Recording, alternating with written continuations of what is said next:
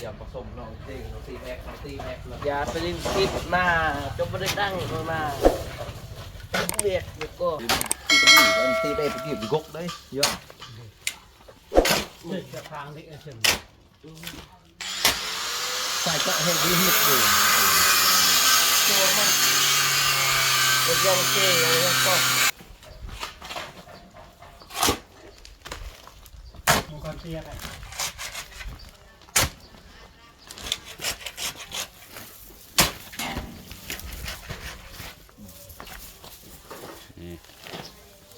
วัด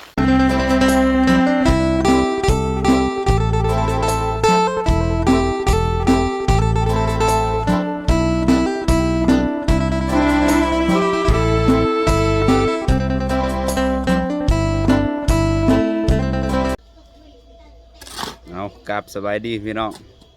มือนี้เป็นวิศวกะ1 วันนี่ เฮ้ยมาใส่ลูกทำไมมีอินเดสบิรุกตีรุม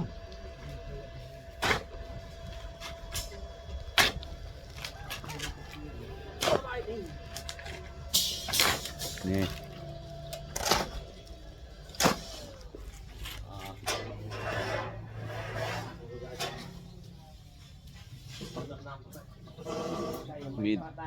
มีแต่พวกวิศวกะพี่น้องนี่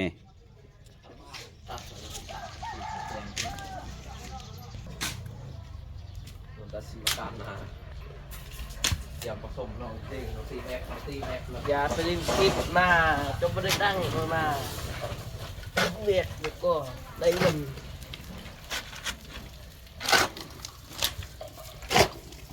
สร้างเสื่อมสร้างจอดมีครบวงจร ถ้ามาสมปูนนี่เต้ สร้างสมบูรณ์ ต้องคือตัวสบาย ก็เ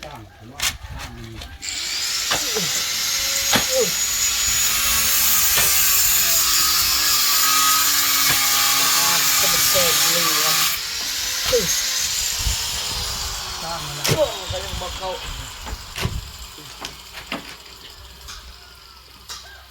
ตีตำหนิแล้วตีไปเก็บกกđấyเยอะ จะพังที่เฉย ใส่ก็ให้ดีนิดหนึ่ง ตัวมัน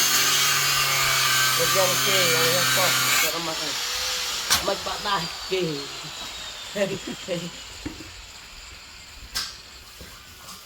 มันออกนอก นี่พี่น้องเชือกกระบอกแม่นธรรมดาเลยนี่นี่แล้วคณะวิศวกะนี่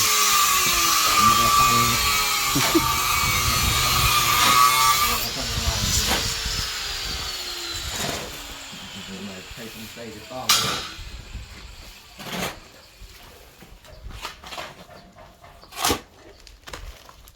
มังกรเตี้ยไป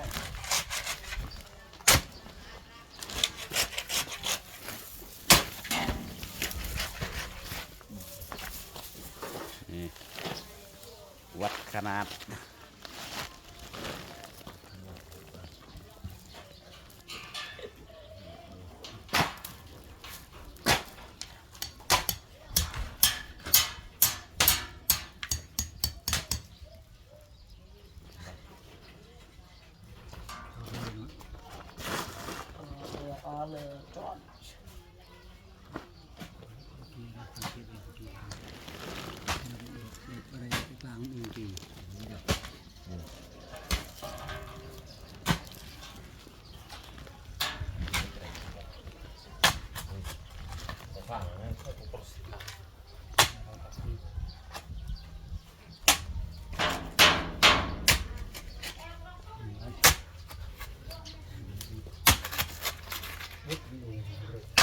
ฟ้า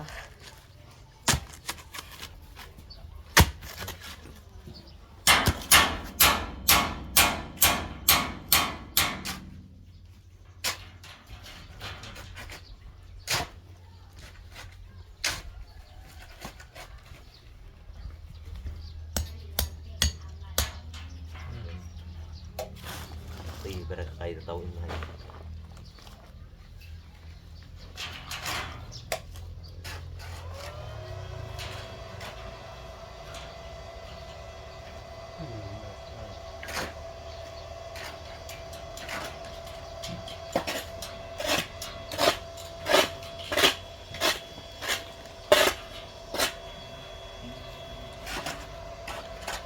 สร้างเสื่อมสร้างปูนครบวงจรพี่น้อง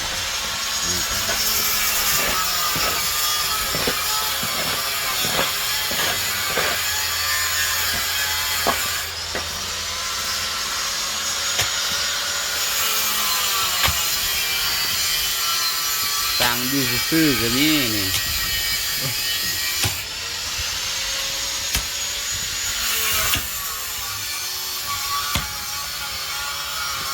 บริเวณมีแต่สร้างเสื่อมสร้างจรเพื่อนกัน ต่างไทยคิดกับนี่ไอ้อาอันตาสิโตลูกกำลังตัวบ้าอุตต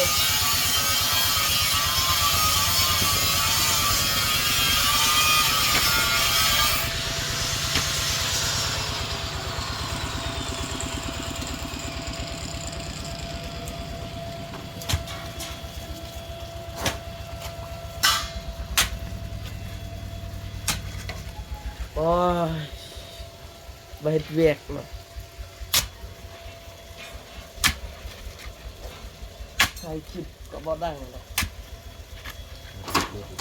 ดังคันเปิดสิตู้มันก็ดังทำเลย ก็เข้าประกอบตัวดอก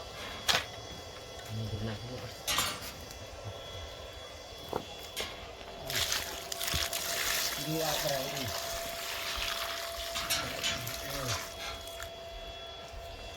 ดาเจ้าปูอิดเตะกิลมาก้อนปูน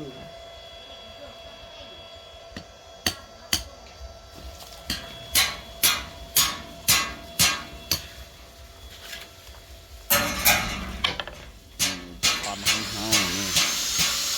เคคานนี่พี่น้องเคคานอื่นนี่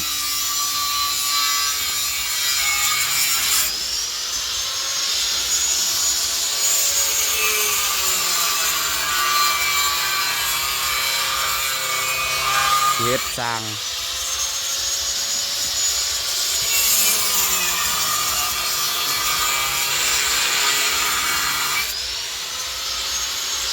สร้างเอาไว้กาแฟหรืออุปกรณ์ต่างๆนี่เอามาไว้อยู่นี้เพื่อไว้มันหก ลื่นไฟแล้ว เพื่อนนี่ โคนสิ